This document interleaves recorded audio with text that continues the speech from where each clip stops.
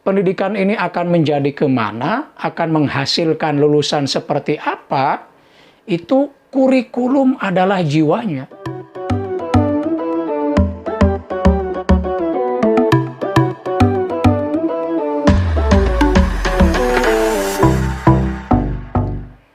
Halo teman-teman, bertemu lagi dengan saya di IRC 13 Channel. Apa kabar semuanya? Semoga Anda dan kita semua baik-baik saja. Tetap semangat dalam menjalankan aktivitas hidup sehari-hari. Teman-teman sekalian, kembali saya akan menyajikan The Current Issue Corner atau isu-isu terkini. Dan untuk video kali ini, saya akan menyajikan tentang isu terkait dengan Kementerian Pendidikan dan Kebudayaan. Nah, banyak diberitakan akhir-akhir ini bahwa Kemendikbud itu mengeluarkan edaran atau draft sosialisasi penyederhanaan kurikulum dan asesmen nasional tanggal 25 Agustus 2020. Minggu atau bulan yang lalu ya. Nah, apa yang menarik atau sekaligus memprihatinkan dari draft tersebut?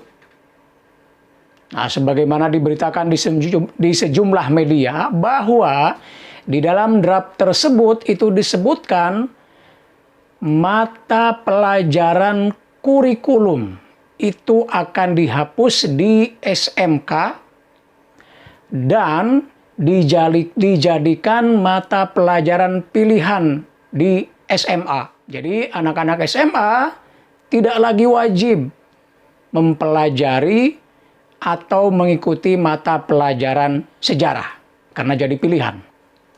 Nah, ini tentu saja memicu reaksi yang sangat keras dan belakangan Humas dari Kementerian Pendidikan dan Kebudayaan itu membantah bahwa mata pelajaran dihapus. Nah, terlepas dari bantahan dari Kemendikbud bahwa isu ini sudah beredar luas di masyarakat, ya, bahwa mata pelajaran sejarah itu akan dihapus di SMK dan dijadikan mata pelajaran pilihan di SMA. Nah, saya melihat bahwa langkah ini kalau misalnya tidak dievaluasi atau tidak dicabut kembali, menurut saya akan sangat buruk akibatnya ya. Sebab mengapa? Pelajaran sejarah itu sangat penting. Di setiap negara, pelajaran sejarah itu menjadi salah satu mata pelajaran yang justru memberikan sesuatu yang menjadi kebanggaan bagi negaranya. Misalnya rasa cinta tanah air, nasionalisme, itu bisa terbangkitkan melalui mata pelajaran sejarah. Bagaimana anak-anak kita di Indonesia misalnya membaca sejarah perjuangan para pendiri bangsa ini. Bagaimana mereka berjuang sekuat tenaga melawan penjajah atau kolonialis, mengorbankan segalanya, harta, jiwa, dan sebagainya demi merdekanya Indonesia. Nah, itu semua kita tahu dari sejarah. Dan dengan tahu itu, tumbuhlah rasa cinta tanah air di kalangan anak-anak. Dan yang lebih penting adalah bahwa ketika kita membaca sejarah, itu pendekatannya adalah critical thinking. Pendekatan yang kritis. Jadi membaca sejarah, jangan sekedar menghafal peristiwa. Misalnya peristiwa ini terjadi pada tanggal sekian, misalnya 10 November itu terjadi perlawanan, ya, Indonesia melawan agresi Belanda. Ya. Terus tanggal 21 April itu Hari Kartini. Bukan hanya sekedar menghafal momentum-momentum penting atau sejarah terjadinya sebuah peristiwa. Hafal sih boleh saja, tapi yang lebih penting adalah bagaimana kita mengambil pelajaran dari peristiwa itu. Bagaimana kita melihat pola-pola, melihat apa yang menjadi faktor dari terjadinya sejarah itu, apa yang menjadi atau siapa tokoh yang berperan, bagaimana kiprahnya dan seterusnya. kita bisa ngambil pelajaran. Jadi dari situ kita sebagai anak bangsa nanti bisa mengambil sisi yang positif, dan itu yang perlu ditekankan. Untuk sesuatu yang buruk misalnya kita bisa juga dijadikan pelajaran, tapi untuk dijauhi supaya tidak terjadi lagi. Jadi sekali lagi, kalau kita membaca sejarah negara sendirilah, kan tentu saja ada yang misalnya baik, ada yang buruk. Setiap negara pasti begitu ya. Ada sejarah yang penuh keterang-benderangan, ada yang kelam misalnya. Nah, sebagai anak sekarang tentu kita bisa mengambil pelajaran. Inilah yang terang benderang ini, atau yang sejarah yang memberikan satu momentum, motivasi dan seterusnya, itu yang diambil. Tapi yang kelam misalnya ya kita tinggalkan. Nah sekarang kalau anak-anak dari misalnya SMA tadi itu, SMK, SMA, SMK sama sekali nggak dikasih sejarah, SMA dijadikan pilihan, bagaimana nanti mereka tahu tentang tokoh-tokoh bangsa kita, perjuangan mereka, dan seterusnya? Lalu dari mana mereka nanti mengambil pelajaran? Nah ini saya kira ya, kalau benar draft itu nanti diterapkan, tidak ada revisi lagi dari Kemendikbud, wah ini sangat-sangat berbahaya.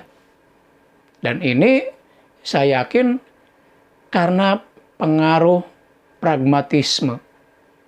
Yang saya maksud adalah bahwa bisa jadi penyusun draft ini ketika akan menerapkan ke anak-anak SMK, menghapus mata pelajaran sejarah, menganggap bahwa mata pelajaran sejarah ini nggak ada kaitannya dengan pekerjaan. Karena anak-anak SMK itu, ya mereka dicetak untuk segera mendapatkan pekerjaan.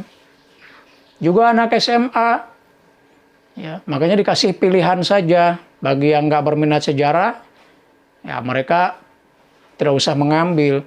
Jadi saya kira memang ini pendekatannya terlalu pragmatis ya. Pembuatan kurikulum ini sangat pragmatis ya. Ini memang masih draft. Jadi kalau kita tidak kritisi sekarang, ya bisa jadi nanti tahu-tahu diterapkan di lingkungan sekolah SMK dan SMA. Nah kalau sudah diterapkan kan nanti kita susah lagi untuk kemudian mengubahnya. Jadi saya kira memang pihak Kemendikbud yang mengeluarkan draft sosialisasi penyederhanaan kurikulum dan asesmen nasional ini perlu memikirkan kembali. Ya.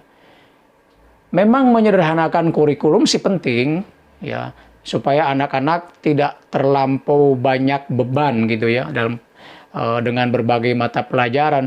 Tapi seyogianya itu carilah mata pelajaran yang memang tidak terlalu penting diberikan. Ya.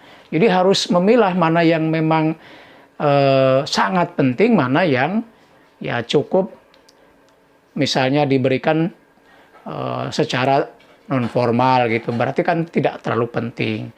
Dan saya kira jangan lupa libatkan tokoh-tokoh ya kalau misalnya ingin membuat kurikulum, karena kurikulum itu kan merupakan jiwa ya dari sebuah pendidikan. Ya. Pendidikan ini akan menjadi kemana, akan menghasilkan lulusan seperti apa, itu kurikulum adalah jiwanya. Ya. Kurikulumnya seperti apa, nah, nanti produk dari sekolahnya atau kalau perguruan tinggi ya kampusnya seperti apa. Jadi sangat penting kita membuat kurikulum, jangan sampai kita kesalahan di situ. Ya. Oke teman-teman, ya barangkali itu saja yang bisa saya sampaikan. Mudah-mudahan ada manfaatnya. Sampai bertemu kembali di video berikutnya. Tetap semangat.